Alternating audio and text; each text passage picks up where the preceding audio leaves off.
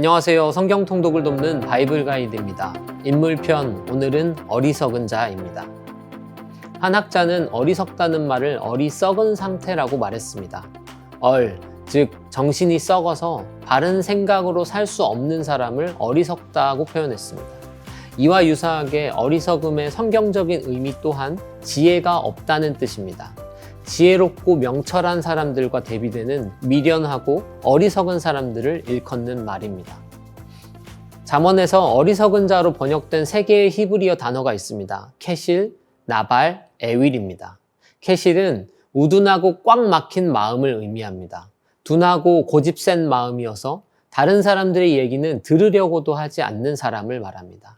이 의미가 잠언에서 가장 일반적으로 사용되고 있는 어리석은 자에 대한 의미입니다. 두 번째로 에윌은 행동이 거만하고 건방지고 무례한 사람을 뜻합니다. 마지막으로 나발은 영적 인식력이 부족한 사람을 일컫습니다. 재밌게도 사무엘상 25장에 나오는 아비가일의 남편의 이름 나발과 동일한 단어입니다. 나발은 식량과 음료를 요청했던 다윗의 부탁을 모욕적으로 거절했습니다. 그리고 결국 그는 어처구니 없이 죽음을 맞이했습니다.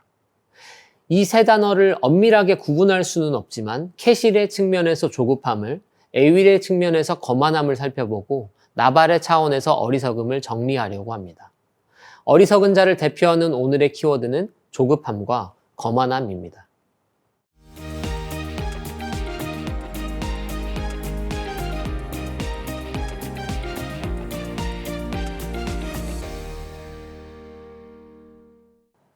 어리석은 자는 조급합니다. 소견이 좁기 때문입니다. 하나님의 뜻이 상수가 아니라 내 생각과 판단이 기준이 되기 때문에 조급해집니다.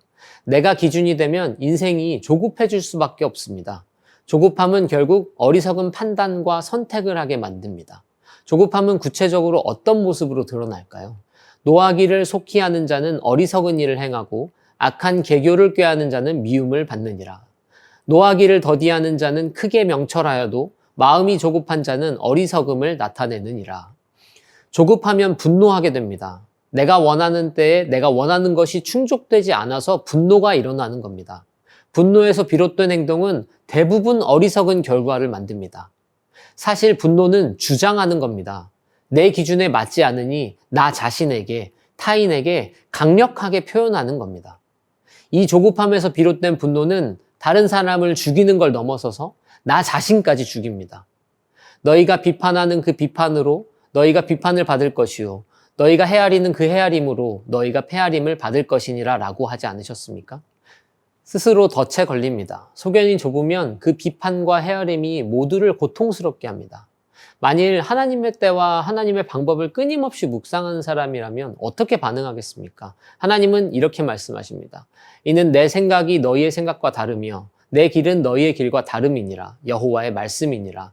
이는 하늘이 땅보다 높음같이 내 길은 너희의 길보다 높으며 내 생각은 너희의 생각보다 높음이니라. 하나님이 어떤 분이신지를 기억해야 조급해하지 않게 됩니다. 내가 뭔데 이래야 한다 저래야 한다 주장할 수 있습니까? 하나님의 생각이 나보다 높은데 왜 내 작은 생각으로 조급해하면서 분노합니까? 물론 분노하지 말라는 건 아닙니다. 예수님도 분노하셨습니다. 그러나 그 분노는 조급함에서 나온 분노가 아니었습니다. 안타까움에서 나오는 분노였습니다. 충동적이고 조급한 분노가 아니었다는 말입니다. 조금 복잡하게 느끼실 수 있지만 사실 가만히 돌아보면 어떤 분노인지 우리 대부분은 알고 있습니다. 내 마음의 중심을 돌아보면 됩니다. 하나님도 이 마음의 중심을 살피십니다. 내 마음의 동기가 무엇인지, 내가 하나님을 의식하며 반응하고 생각하고 있는지 말입니다. 사람들은 모르지만 또 나 자신도 죄인인 나에게 속을 수 있지만 하나님은 속지 않으십니다. 어리석음의 또 다른 양상은 거만함으로 드러납니다. 교만과 거만은 비슷한 개념이지만 강조점이 다릅니다. 교만은 내가 잘났다에, 내가 최고다에, 거만은 남을 업신여기는 마음의 방점이 있습니다. 조급함과 분노가 교만에서 비롯된다면 거만함은 무례함과 업신여김으로 드러납니다. 거만한 마음이 서툴게 드러나면 무례한 태도로 나타나지만 고도로 사회화된 우리에게 거만함은 아주 교묘하게 표현됩니다. 겉으로 표현하지는 않지만 상대를 업신여기고 속으로 이미 평가를 다 마쳤습니다. 사회적으로 겸양을 떨 수는 있지만 정작 속으로는 상대를 판단하고 깔봅니다.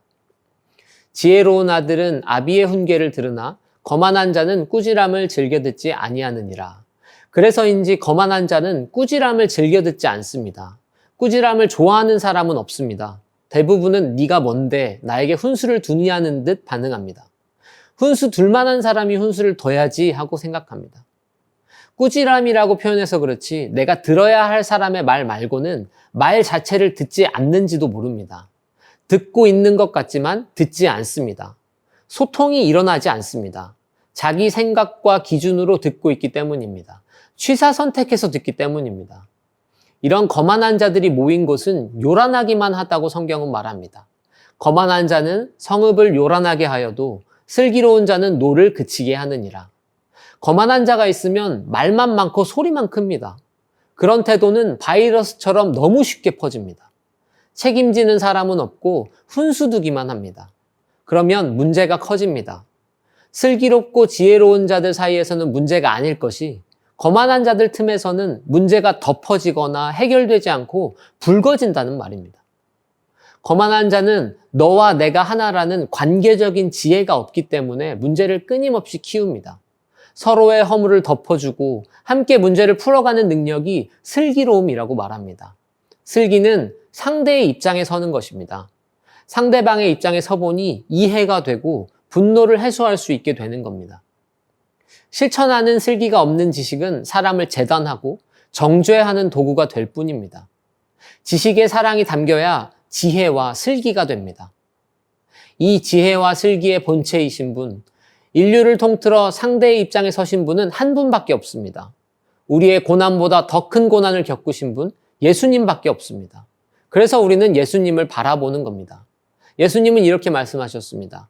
곧 내가 그들 안에 있고 아버지께서 내 안에 계시어 그들로 온전함을 이루어 하나가 되게 하려 함은 아버지께서 나를 보내신 것과 또 나를 사랑하심 같이 그들도 사랑하신 것을 세상으로 알게 하려 함이로소이다. 세상은 하나 되려 하지 않습니다. 뼛속부터 거만합니다. 예수님이 보여주신 삶을 쫓지 않고는 하나 되는 길은 없습니다. 각자 자기 성을 쌓고 스스로 왕이 된 존재들이기 때문입니다. 그 막힌 담을 자기 육체로 허무신 예수 그리스도께만 우리는 소망을 두어야 합니다.